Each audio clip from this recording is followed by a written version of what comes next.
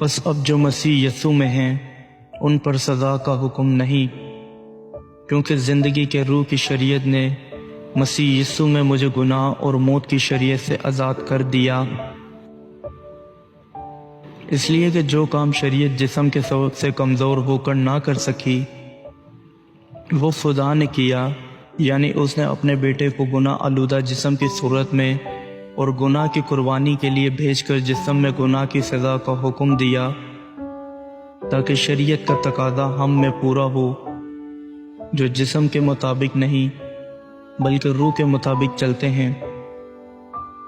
کیونکہ جو جسمانی ہے وہ جسمانی باتوں کے خیال میں رہتے ہیں، لیکن جو روحانی ہیں وہ روحانی باتوں کے خیال میں رہتے ہیں۔ اور جسمانی نیت موت ہے، مگر روحانی نیت زندگی اور اطمینان ہے۔ اس لیے کہ جسمانی نیت خدا کی دشمنی ہے،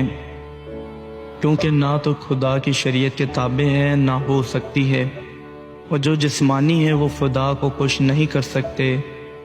لیکن تم جسمانی نہیں بلکہ روحانی ہو، بشرطے کہ خدا کا روح تم میں بسا ہوا ہے، مگر جس میں مسیح کا روح نہیں وہ اس کا نہیں۔ اور اگر مسیح تم میں ہے تو بدن تو گناہ کے سبب سے مردہ ہے، مگر روح راست بازی کے سبب سے زندہ ہے۔ اور اگر اسی کا روح تم میں بسا ہوا ہے جس نے یسوع کو مردوں میں سے جلایا، تو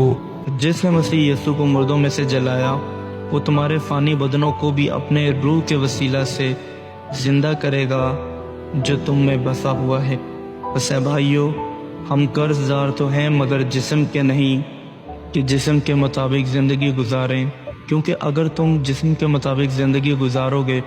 تو ضرور مرو گے، اور اگر روح سے بدن کے کاموں کو نیست و نابود کرو گے تو جیتے رہو گے۔ اس لیے کہ جتنے خدا کی روح کی ہدایت سے چلتے ہیں وہی خدا کے بیٹے ہیں، کیونکہ تم کو غلامی کی روح نہیں ملی